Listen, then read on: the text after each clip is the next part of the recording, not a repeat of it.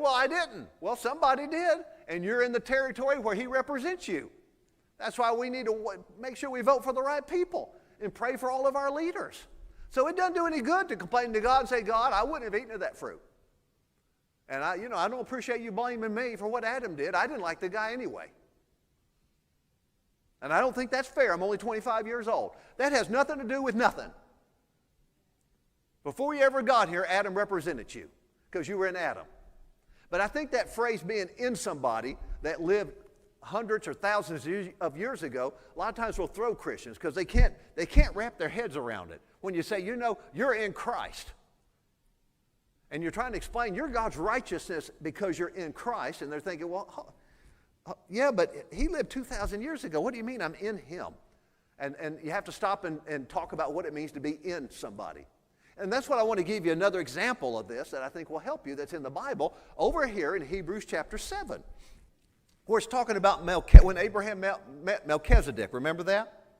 And this is just a powerful story over here that I want to spend just a little time talking to you about.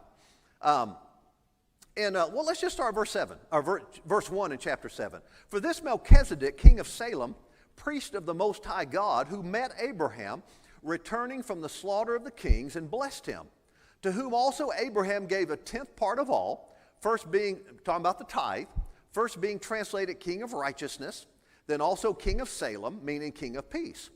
Without father, without mother, without genealogy, having neither beginning of days nor end of life, but made like the Son of God, remains a priest continually. Now consider how great this man was, to whom even the patriarch Abraham gave a tenth of the spoils. So remember when Abraham met Melchizedek, remember Levi, or the tribe of Levi, didn't even physically exist yet, did they? It was Abraham and Melchizedek, and Abraham gave a tithe to Melchizedek.